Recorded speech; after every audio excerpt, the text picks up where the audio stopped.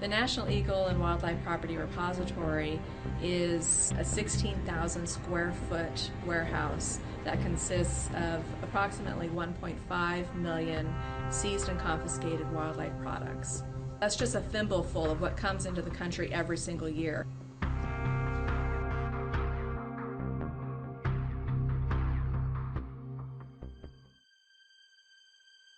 I don't think that the average American knows that the National Wildlife Property Repository exists, nor what our mission is. We are actually located on the Rocky Mountain Arsenal National Wildlife Refuge. We are in sight of downtown Denver. We have the backdrop of the magnificent Rocky Mountains. The items within the repository are all seized for one reason or another. It is part of the widespread increase of wildlife trafficking within the nation and within the world. It used to be somebody looking to make a fast buck, and right now it's changed and it's actually funding insurgencies now. So we're looking at a higher level of illegality. This is the curio of a caiman that was stuffed and put into resin for somebody to put on their shelf as a conversation piece.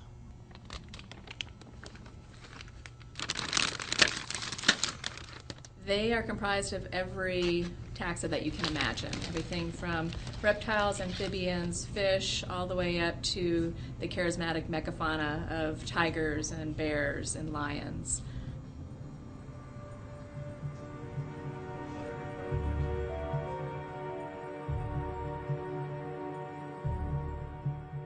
There's lots of different techniques to document the illegal activity going on. Sometimes those techniques are undercover operations, sometimes they're more overt operations. Lots of different ways to uncover the truth about what's going on with the illegal taking of wildlife.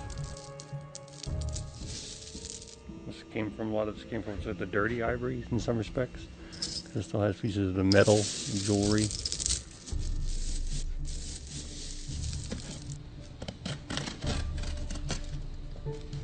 Being a wildlife inspector and a special agent, you can imagine the magnitude of what comes into the country in one port every single day.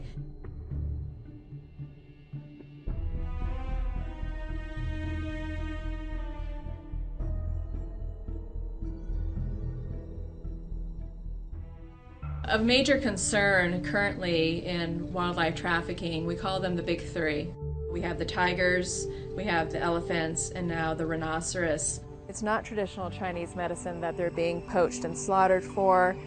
It's to provide a status symbol to the new wealth in countries like Vietnam. So now they're increasing the poaching to provide this rhinoceros horn, and that's more valuable than cocaine or platinum. Whenever there's a commercial value in wildlife, there will be some who want to exploit that value.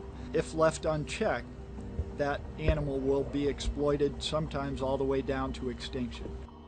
This is mink. Leopard skin. This is an example of an active smuggling where it was brought in as a commercial shipment, covered in suede with those googly eyes in it. The most shocking thing I think we have within the National Wildlife Property Repository is the tiger fetus. It was stuffed to put on somebody's shelf. This was an undercover case by one of our special agents who purchased the item for $3,500 illegally and then made the bust. There are only 3,500 tigers left in the wild.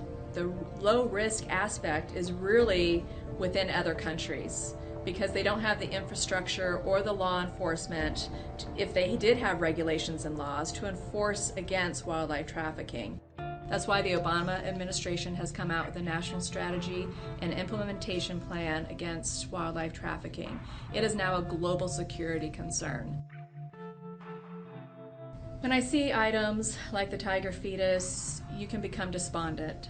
But I think what's important is that you reframe your thinking and you look at it as a positive, that that was actually something that was caught. Everybody can help be a solution to the problem by reducing their demand for such items. It's a simple supply and demand issue.